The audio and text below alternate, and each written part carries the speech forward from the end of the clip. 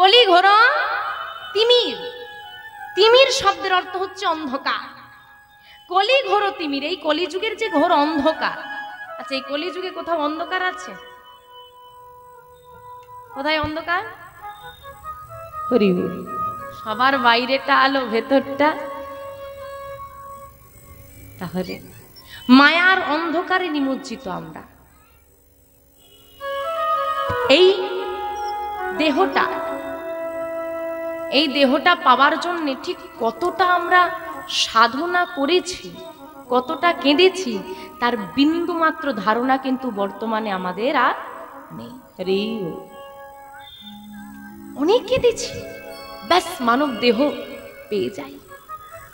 কিন্তু পেয়ে যখন গেলাম, মায়ার অন্ধকারে নিমজ্জিত হয়ে এবার ভুলে যাচ্ছি কে আমি, কোথার থেকে আমি এসেছি, কি আমার আসল পরিচয়, কে আমার আপন, কে আমার পর, সেটুকু বিচার বুদ্ধি আমাদের লোপ পেয়েছে। যখন তোমার কেউ ছিল না, এখন তোমার সব হয়েছে। যখন আমাদের কেউ ছিল না, হে গোবিন্দ মানব দেহ দাও, মানব দেহ দাও, মানব দেহ দাও, দিল। মাতৃগর্ভে পাঠালো ঘোর অন্ধকার। পেটের মধ্যে থাকা ছোট্ট ছোট্ট কৃমিকীট ওই নরম মাংস পিণ্ডটাকে ছিঁড়ে ছিঁড়ে খাচ্ছে। কত যন্ত্রণা দেহ ছটফট করে উঠছে মাতৃগর্ভে থাকা সন্তান। হেত মুন্ডে ঊর্ধ্বপদে তপস্যা, কঠিন তপস্যা। ওই মাতৃগর্ভে কিসের তপস্যা? আগে তপস্যা ছিল মানব দেহ দাও, তখন তপস্যা দাঁড়ালো হে গোবিন্দ সুস্থ মানব দেহ দিয়ে এই অন্ধকার কূপ থেকে মুক্তি দাও। মুক্তি দেব, তুমি আমাকে কি দিবি? আমি তোমার দাস হয়ে থাকবো। জীবনিত্য কৃষ্ণ দাস তাহা ভুলি গেলা, তাহা ভুলি গেলা, সেই দোষে মায়া পিশাচে তার গলেতে বান্ধিলা, গলেতে বান্ধিলা। ঘোর তপস্যার পর জন্ম হলো, পিতা মাতা পেয়ে গিয়ে ভুলে গেলাম। জীব নিত্য কৃষ্ণ দাস তাহা ভুলে গেলা। আমরা যে নিত্য দয়াময়ের দাস। এইখানে কদিন এখানে এই পৃথিবীতে কদিন এই দেহটা নিয়ে থাকবে? খুব কম সময়।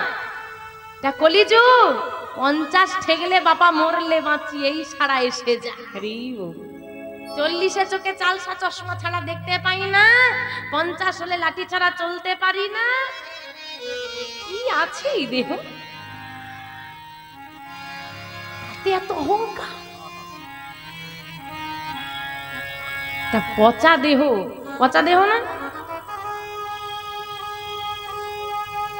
রোজ সকালবেলা এসে ব্রাশটা আগে করে না, করো তো?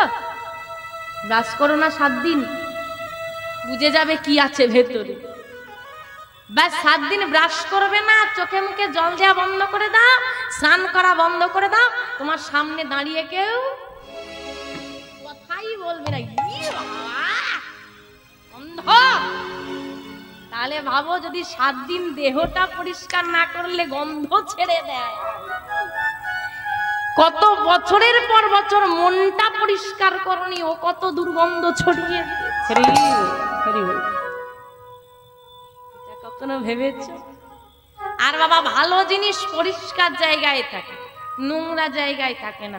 ভগবানও পরিষ্কার হৃদয় চাই, নোংরা হৃদয়। নোংরা মানে কি? মনের মধ্যে হিংসে বসে গেছে, নিজের ভালো হবে না, কারো ভালো চাইও না, নিজের ব্যবসার উন্নতি হচ্ছে না, ঠিক আছে কোনো ব্যাপার নেই, ওর ব্যবসায় উন্নতি হচ্ছে কেন, কাঠি করব। সংসার জোড়া লাগাতে পারে কজন, ভাঙার জন্য সব উঠে পড়ে লেগেছে। আর বাবা, কেউ যদি একটু বড় লোক হয়ে যায় হঠাৎ করে, বাস কি অহংকার, কি অহংকার, বাপ রে বাপ। আরে বাবা, যে দিয়েছে চাইলে 2 দিনে কোটিপতি, চাইলে 2 সেকেন্ডে মাটির সঙ্গে মিশিয়ে। কাকে অহংকার দেখাচ্ছে? আমি গরিব বলে তুমি আমাকে অহংকার দেখিয়ে চলে গেলে, দেখব। তুমি ধনী বলে আমার পাশে বসলে না, দেখব যেদিন তোমার দেহ থেকে প্রাণ পাখি উড়ে যাবে, তোমাকে পোড়ানোর জন্য কত দামি আগুন আনা হয়। সেই তো 1 টাকার একটা দেশলাই কাঠি কিনেই আগুনটা জ্বালবে, সেই আগুনেই তো সব শেষ হয়ে। আমি গলায় তুলসীর মালা পরেছি, আমার গলায় তোমার মতো মোটা সোনার চেনটা নেই বলে আমাকে হেয় করছো। আমি মারা গেলে তুলসীর মালাটা কেউ আমার গলা থেকে ছিঁড়ে নেবে না। তুমি মরলে তোমার ছেলে কাঁদতে বসাটাকে খুলে নিয়ে কাঁদবে। আগে ভাবো, আমি যেটা সঙ্গ করেছি আমি নিয়ে যাব, তোমারগুলো সব ছিনিয়ে। তাই যত অহংকার এখানেই শেষ। যদি কলসি পূর্ণ থাকে তাতে জল দিলে সে আর কোনোভাবেই ধরবে না, ধরবে না। মনটা যদি অহংকারে হিংসায় পরিপূর্ণ থাকে, ওই কলসি, ওই মন কলসিতে তো ভক্তি ধরবে না। এইবার বাবা সারা জীবনটা কাটিয়ে দিলাম, এইবার যখন বুড়ো বয়সে এলাম তখন তো ভগবানকে ভুলে গেছি। ভালোর সময় যখন বুড়ো বয়সে এসে বৌমা বলছে যাও বৃদ্ধাশ্রমে রেখে এসো, আর ছেলে বলছে বাপ এবার মরলে বাঁচি, বুড়োটা মরেও না, চালাতেও ছড়ে না, তখন মনে হবে হে গোবিন্দ কোথায়। যখন সবাই ছেড়ে চলে যাবে তখন আবার ডাকো হরি বল, হরি বল। বাবা একটা কথা মনে রাখবে, সংসারটা মায়া।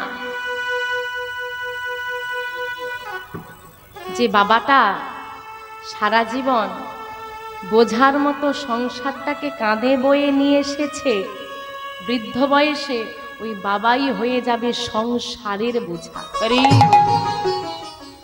যে মাকে জড়িয়ে না ধরলে ঘুম আসতো না, এক সময় সেই মাকেই ঘুম না হওয়ার কারণ বলে মনে হবে। কিন্তু আমার মহাপ্রভু, আমার গৌর হরি বললো না, যখন অন্ধকারে আমরা ভুলে গেলাম, গোরা আসিল জগজনে, গৌর হরি এলেন জগজনকে উদ্ধার করাতে। অদ্ভুত একটা, এত কিছু কথা বলছি তো আমি কোনোটা আপনাকে ভাবতে বলবো না। আমি আপনাকে একটা কথা প্রত্যেকের পায়ে ধরে অনুরোধ করছি, বাস এখানে বসে সবকিছু ভুলে গিয়ে 2 সেকেন্ড একটা কথা ভাবুন। আজকে এইখানে অনুষ্ঠান চলছে, আমি পরিষ্কার বলছি, আমি কিন্তু এমনি এমনি আসিনি, আর চিৎকার করে কথাগুলো এমনি এমনি বলছি। আমাকে কিছু দিয়েছে তবে আমি এসেছি, তাই তো? এই যে এত সাজানো, এত আয়োজন, মনে হয় কি খুব কম খরচ হচ্ছে? আমাকে বলানোর জন্য কিন্তু দিতে হয়েছে পারিশ্রমিক। কারোর দিকে একটা আঙুল তুলে বাকি আঙুলগুলো নিজের দিকে আগে ভাই নিজের দোষটা স্বীকার করে নে। আপনারা এত গরমের মধ্যে বসে আছেন, কষ্ট কি হচ্ছে না? হচ্ছে, তবু কষ্ট করে বসে আছেন, কারণটা কি? কি কারণে আমাকে যে এতগুলো অর্থ ব্যয় করলো আমার জন্য? কেন না আমি একটু বলবো বলে, পাও টাইম ধরে সব ক্লিয়ার করে দিচ্ছি। আপনারা বসে আছেন গোবিন্দ কথা শুনবেন বলে, হায় রে হতভাগ্য জীব। বাস এটুকু কথা ভাবুন, যার কথা আজকে শোনার জন্য এত কষ্ট করে বসে আছেন, আর যার কথা আজকে কমিটির বাবারা করানোর জন্য এত খরচ, এত আয়োজন, যার কথা আপনি শুনতে বসেছেন, শুনছেন, দেখাচ্ছে না, শুনছেন, তিনি যখন স্বয়ং বর্তমান ছিল, হাতে ধরে পায়ে ধরে নামের প্রচার করেছিল, এই যে আপনাদের আন্তরিকতাটা, এটা যদি সেদিন থাকতো আমার মহাপ্রভু ধন্য হয়ে যেত। দিতে পেরেছি এতটুকু সম্মান। ভাবুন, আমাদের মতো কলিহত জীবের পায়ে ধরেছিল মহাপ্রভু এসে, একবার কৃষ্ণ বল। আজকে আমাকে জানানোর জন্য ব্যয় করতে হচ্ছে, আর একদিন সে পায়ে ধরে বলেছিল বল, কিছু দিতে হবে না, বাস বল। তাকে মেরে তাড়িয়ে দিয়েছিল। আমাদের মতো মানুষ লজ্জায় সেই মানব দেহ লাভ করেছি আমরা। মহাপ্রভু যখন গিয়েছিল পিতার পিণ্ডদান করতে গয়া ধামে, পশু পাখিরাও পায়ে এসে লুটিয়ে লুটিয়ে বলেছিল একবার হরি বলা বদন দিলে না। 4টে পা না দিয়ে যদি একটা মুখ দিতে, তবু তো গৌর বলে কাঁদতে পারতাম। 4টে পা না দিয়ে যদি দুটো হাত দিতে, একটু তো জড়িয়ে ধরতাম। আর সেই সমস্ত কিছু দিয়ে পাঠানো, মানব দেহ দিয়ে পাঠানো মানুষগুলো আমার নিত্যানন্দ দয়ালকে মেরেছে। গৌর হরি হে, গৌর হরি হে, ও হে গৌর হরি হে, দয়াল হরি হে, হরি হে।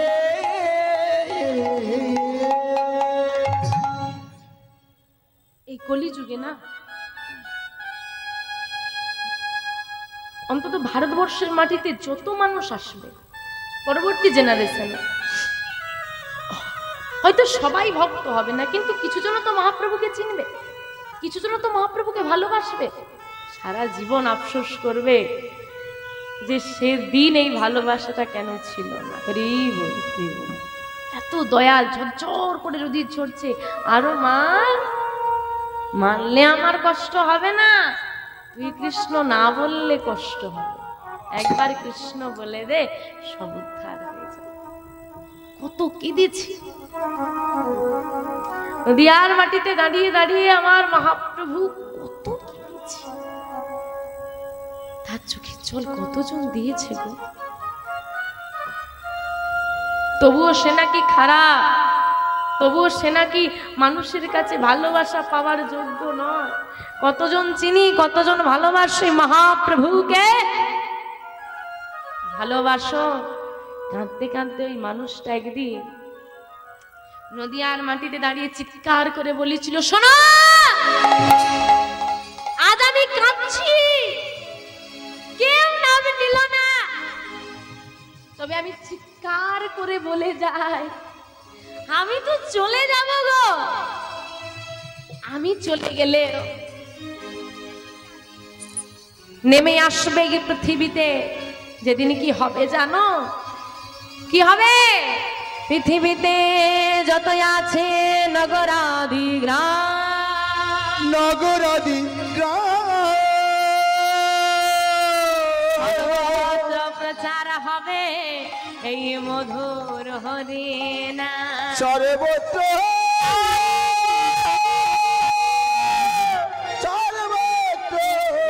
প্রচার হবে এই মধুর মধুর হরি না। না না, পশ্চিমবাংলা ভারতবর্ষ নয়, পৃথিবীতে যতই আছে নগরাদি গ্রাম। কি হয়েছে?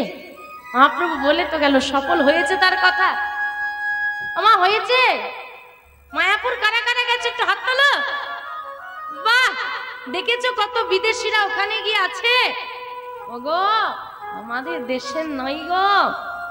চিন্তা করো, মানুষ কিছু না পেলে কিছু ছাড়ে না, তাই তো? মহাপ্রভুর মধ্যে তারা কি খুঁজে পেয়েছে যে তারা তাদের দেশ ত্যাগ করে দিয়ে চলে এসেছে। আমরা 5 মিনিট সময় খরচা করে একটু গোবিন্দের নাম করব, বাড়িতে বসে সময় হয় না, তাই তো? কীর্তন শুনতে যাব, বড় কাজের চাপ, যেতে পারছি না। তুমি তোমার একটু ব্যস্ততা ত্যাগ করতে পারলেন না মহাপ্রভুর জন্যে, তারা তাদের দেশ ত্যাগ করে দিল আমার গৌর হরিকে ভালোবেসে। আমি বলছি না তুমি বাড়ি ছেড়ে চলে যাও, আমি এটা বলছি 24 ঘন্টা সময় 4 মিনিট গোবিন্দকে দেওয়া আজ থেকে 538 বছর পূর্বে 1407 শকাব্দের 23শে ফাল্গুন 1486 খ্রিস্টাব্দে দোল পূর্ণিমা তিথিতে নদিয়া জেলার নবদ্বীপ ধামে সচিব মায়ের কোল আলো করে নেমে এলো গৌর চাঁদ। ভারতবর্ষের ভাগ্য আকাশে উদ্দিত হলে উজ্জ্বলময় নক্ষত্র, যিনি তার জীবনের 48টা বছর ধরে নিজের সর্বস্ব পরিত্যাগ করে আমাদের মতো কলি হতজীবকে উদ্ধার করাবে বলে দাঁড়ে দাঁড়ে গিয়ে আঁচল পেতে বলে, প্রেম নাম আর নাম দাও, নাম বলো, ওই নাম ভিক্ষা আমাকে দাও, আমি প্রেম বিলিয়ে দেব। আমি নাম বিলিয়ে দেব, তুমি না হয় আমাকে একটু তোমার হৃদয়ের ভালোবাসা একটু প্রেমে দিলে। এমন করে যদি নামের প্রচার না করতো, আজকে সবাই মিলে বসে আনন্দটা আমরা পেতাম না। সবই আমার গৌর হরির কৃপা, গৌর নিতাই দুই ভাইয়ের কৃপায় আজকে এমন সুন্দর মধুর নাম। তা আমার গৌর হরি আসবে, আজকে আসবে? ডাকতে পারবে? একা ডাকে না হয় আসবে না, এতজন মিলে ডাকলে নিশ্চয়ই আসবে। বলো, আমার গৌর এলো রে,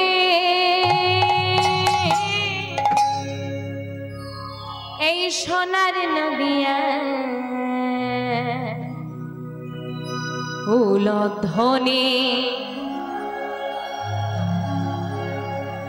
হরি ধ্বনি নিতাই গৌর হরি হরি।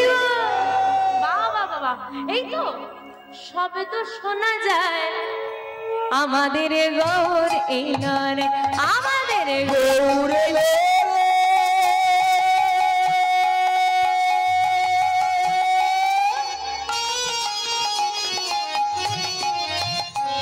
এই সোনার নদিয়া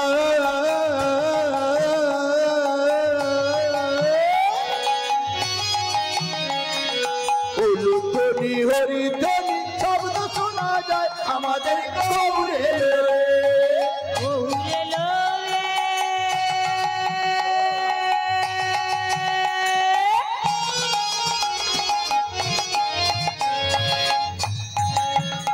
এই সোনার নদিয়া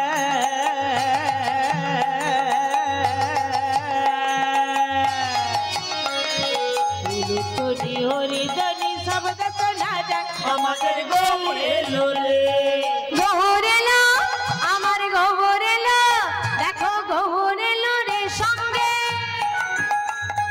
সঙ্গে কে গো? নিতাই। গৌর নিতাইয়ের সবার বাড়িতে নিতাই গৌরের চিত্রপট আছে? আছে তো? সবার বাড়িতে আছে, সবাই কিন্তু বাড়িতে রাখবে। নিতাই গৌর ছাড়া আর অন্য কোনো ধাম নেই। তা আছে তো? হাতগুলো কেমন আছে? তোমাদের কেমন আছে? আরে নদিয়া বানাও তবে না গৌর হরি আসবে। আর নদিয়া এমন হয় না, এমন হয় সব ত্যাগ করে দাও। কি হলো? হাত নেই, তোলো।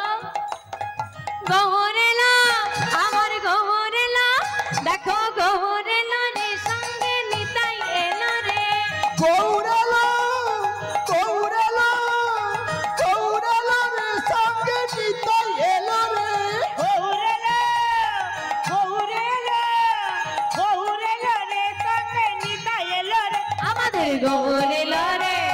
সোনার নদিয়া উলুধ্বনি হরিধ্বনি শব্দ শোনা যায় আমাদের গৌর এলো রে, গৌর এলো রে।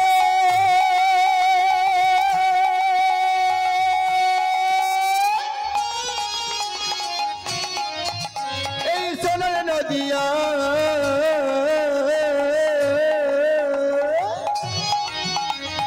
উলুধ্বনি হরিধ্বনি শব্দ শোনা যায় আমাদের গৌর এলো রে। কি মনে হয় গো, গৌর হরি এসেছে? এসেছে? মায়েরা যখন বলেছে এসেছে তো এসে গেছে। দেখতে যাবে? দেখতে যাবে তো? কি গো, দেখতে যাবে না তোমরা? দেখ কারা কারা দেখতে যাবে, হাতগুলো তোলো তো। বাহ বাহ বাহ বাহ।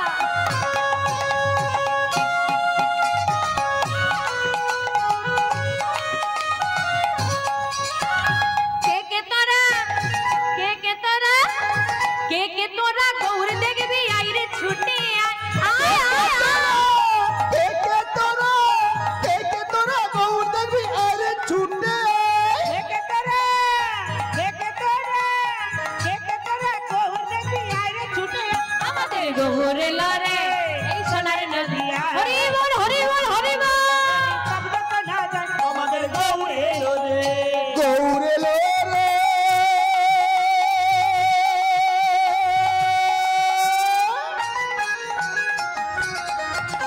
এই সোনার নদিয়ায় উলুধ্বনি হরিধ্বনি শব্দ শোনা যায় আমাদের গৌর এলো রে। যেই না গৌর হরি এলো, কি হলো জানো? কি হলো? শান্তিপুর, দেখো শান্তিপুর, এই শান্তিপুর ডুবো ডুবো নদী ভেসে যায়। শান্তিপুর, শান্তিপুর,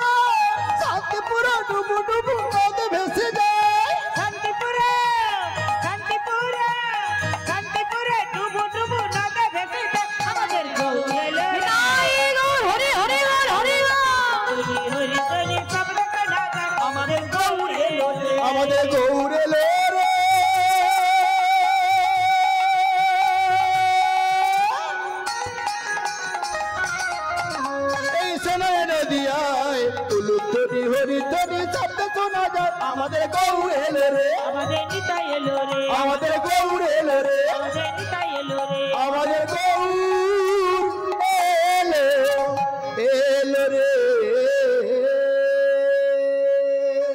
আজ সেই গৌরহরি ভক্তদেরকে সঙ্গে নিয়ে নাম সংকীর্তনে মেতে আছে। এবার বাবা নাম সংকীর্তন চলছে, সবাই আনন্দ করছে। কি গো মা, গৌরহরি যদি নাম গাই তোমরা তাদের সঙ্গে নাম গাইবে তো? কিন্তু ভক্তরা আজকে এই গৌরহরি নাম গাইছে, একাই গাইছে, একাই নাচছে, কেউ আর নাম গাইছে না। কেন? বলে শোন রে, নাম গাইতে পরে হলেও পারবো, কিন্তু এমন রূপবান পুরুষ যদি নৃত্য করি তাকে আর পরে কি দেখতে পাবো? নয়ন ভরে দেখে নে। নামে যখন সবাই একদম মেতে গেছে, মায়েদের ভালো লাগছে? সব মুখের কথা, মনের কথা না। আচ্ছা, এখন যদি কেউ এসে থামিয়ে দেয় কেমন লাগবে বলো তো? ভালো লাগবে? ভালো লাগবে না? তা ওখানে আরে বাবা আমাদের সঙ্গে তো গৌরহরি নেই, থাকলে কত আনন্দ হতো। তাকে দর্শন করতে পারছে, তার সঙ্গে নৃত্য করছে সবাই, সেই নাম যদি কেউ থামিয়ে দেয় তাদের কেমন লাগবে বলো তো? খুব খারাপ হবে না ব্যাপারটা? কিন্তু বাবা একজন নাম থামিয়ে দিলে, দাঁড়াও, বন্ধ করো। কে থামিয়ে দিয়েছে গো? স্বয়ং গৌরহরি। এখন গৌরহরি নাম গাইতে ভালোবাসে, সবাইকে বলে নাম গাও, আজকে সেই থামিয়ে দিচ্ছে সবাইকে। তখন শ্রীবাস ঠাকুর এসে করজোড়ে দাঁড়িয়েছে। দয়াময়, নাম থামিয়ে দিচ্ছ কেন? কি হয়েছে তোমার? তুমি তো নাম গাইতে বলো, আজকে থামিয়ে দিচ্ছ যে বড়? গৌরহরি হাসছে আর শ্রীবাসের গলাটা জড়িয়ে ধরেছে। শোনো না শ্রীবাস, কি হয়েছে? তোমার কাছে আমার একটা প্রশ্ন আছে। প্রশ্ন? তোমার আবার কি প্রশ্ন? দেখো গৌরহরি, মানুষ যখন কোথাও প্রশ্নের উত্তর খুঁজে পায় না তখন তোমার কাছে আসে, তুমি নাকি সব জানো, আর তুমি ঘুরে আজকে আমাকে বলছো প্রশ্ন আছে। আচ্ছা শুনি, তোমার কি প্রশ্ন বলো। ও শ্রীবাস শোনো না, তোমরাই তো বলো। কি বলি? তোমরাই তো বলো। আরে কি বলি বলবে তো? আহা, তোমরাই তো বলো আমি নাকে ওই না ব্রজের কানাই, আমি নাকি ব্রজের কানাই। হ্যাঁ গো গৌরহরি ব্রজের কানাই তো নাকি? হ্যাঁ কি না? ব্রজের কানাই তো। এবার বলো কোথায় আমার দাদা বলে? আমি নাকি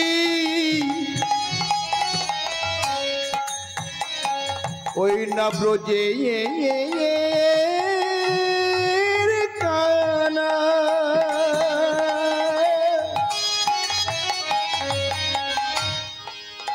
বলো বলো কোথায় আমার দাদা বলা? আমি নাকি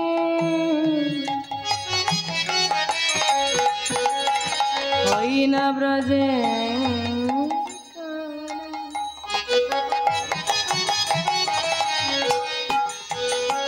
বলো কোথায় আমার দাদা বলা?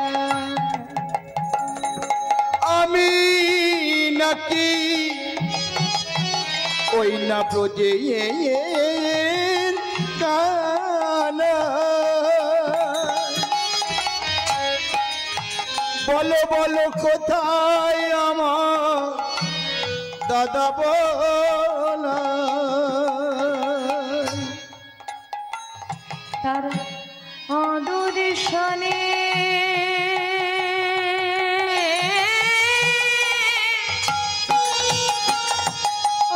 আমি প্রাণে প্রাণে মোহরি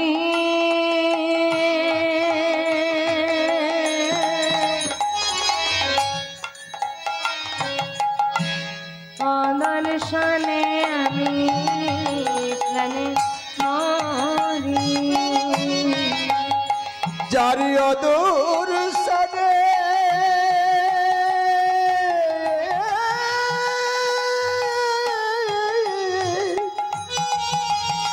ওগো আমি প্রাণে মরি।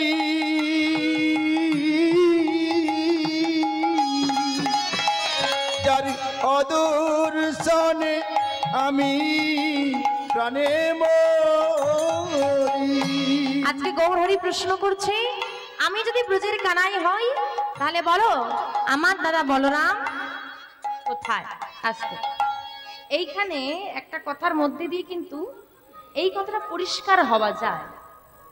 যে সময়ে দাঁড়িয়ে গৌরহরি প্রশ্ন করছে যে আমার দাদা কোথায়, তার দাদা কিন্তু ছিল, যার নামও কি বলেছিলাম বিশ্বরূপ। সে কিন্তু নেই, থাকলে তো বলতো যে এটাই তোমার দাদা। সে কিন্তু এরই মধ্যে আর নেই, কোথায় গেছে সেটা পরে আসবো। কিন্তু প্রশ্ন যে পরিস্থিতিতে হচ্ছে সেখানে কিন্তু এটুকু পরিষ্কার হয়ে গেল যে বিশ্বরূপ এখন আর বাড়িতে বা গৌরহরির সঙ্গে নেই, কোথায় গেছে সেটা পরে আসছে। তা আসুন আমরা এবার দর্শন করব যে কোথায় সত্যি সত্যি সেই বলরাম এলো কোথায়। শাস্ত্রে বললেন রার দেশে নাম এক চক্রা গ্রাম, হারাই পণ্ডিত ঘরে। রার দেশ না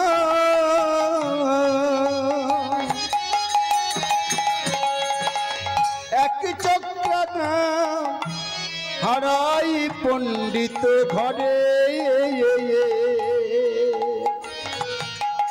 রার দেশ না এক চক্রা গ্রাম, হারাই পণ্ডিত ঘরে। শুভ মাঘ মাস শুক্লা ত্রয়োদশী, জনমিলা হলো আরে শুভ মাঘ মাস শুক্লা ত্রয়োদশী, জনমিলা হলো মাঘ মাস শুক্লা ত্রয়োদশী, জনমিলা হলো। আর শুভ মাঘ মাস শুক্লা ত্রয়োদশী, জনমিলা হলো রার দেশ নাম এক চক্রা গ্রাম, হারাই পণ্ডিত ঘরে। শুভ মাঘ মাস শুক্লা ত্রয়োদশী, জনমিলা হল ধরে। প্রত্যেকটা শব্দ, ব্যাস এই দুটো লাইন, এই শব্দের মধ্যে আমার নিতাই চন্দ্র যখন এসেছিলেন তার প্রত্যেকটা পরিস্থিতি বর্ণনা করা আছে। ব্যাস এইটুকু কটা শব্দের মধ্যে প্রত্যেকটা শব্দের বিশ্লেষণ হবে সময় বিশেষ, আগে পরে করে। আগে চলে আসুন, প্রথম বলছে রার দেশ নাম এক চক্রা গ্রাম, হারাই পণ্ডিত ঘরে। আমি কোন কোন শব্দগুলো পরে বলবো সেটাও বলে দিচ্ছি, একটু মনে রাখবেন। রার দেশ শব্দটা মনে রাখুন, পরে আসবো। রার দেশ নাম, রার দেশটা বাদ রাখলাম। এক চক্রা গ্রাম, বীরভূম জেলা, নাম এক চক্রা গ্রাম, গ্রামের নাম। হারাই পণ্ডিত ঘরে, পিতার নাম হারাই পণ্ডিত, মাতার নাম পদ্মাবতী। মহাপ্রভুর বিষয় যত গ্রন্থ রয়েছে তার মধ্যে চৈতন্য চরিতামৃত এবং চৈতন্য ভাগবত হচ্ছে সব থেকে প্রামাণিক গ্রন্থ বলে বিবেচিত। চৈতন্য ভাগবত এবং চৈতন্য চরিতামৃতে হারাই পণ্ডিত নামটি উল্লেখ রয়েছে। যদি কেউ ভক্তমাল গ্রন্থ পাঠ করে থাকেন দেখবেন সেখানে হাড়ু ওঝা নামটাও উল্লেখ রয়েছে। যেহেতু চৈতন্য চরিতামৃত চৈতন্য ভাগবত অনুসারে আজকে লীলা বিষয়বস্তু, তাই হাড়ু ওঝা নামটা আমরা ব্যবহার না করে হারাই পণ্ডিত নামটাই ব্যবহার করছি। এক্ষেত্রে আপনার মতবিরোধ থাকতেই পারে। মা শাস্ত্রীয়গণ বিভিন্ন নামের উল্লেখ করেছেন, সেখানে আমাদের কোনো কথা বলাটা উচিত, গ্রাহ্য নয়। তাই হারাই পণ্ডিত পিতার নাম এবং মাতার নাম পদ্মাবতী। শুভ মাঘ মাস, মাঘ মাসে একটা বিশেষ একাদশী হয় যার নাম ভীম একাদশী। একাদশীর পরের দিন হয় দ্বাদশী, তারপরের দিন নিত্যানন্দ ত্রয়োদশী। হরি এই তিথিতেই আমার নিতাই চাঁদের আবির্ভাব। আমার কোন দিন বোঝা গেল তো? মাঘ মাসে ভীম একাদশী হচ্ছে, একাদশীর পরের দিন দ্বাদশী, তারপরের দিন নিত্যানন্দ ত্রয়োদশী। তো জনমিলা হলো ধরে, হলধর শব্দটা মনে রাখবেন, পরে আসছে, তাহলে দুটো শব্দ বাকি রয়ে গেল, রাড়দেশ আর হলধর।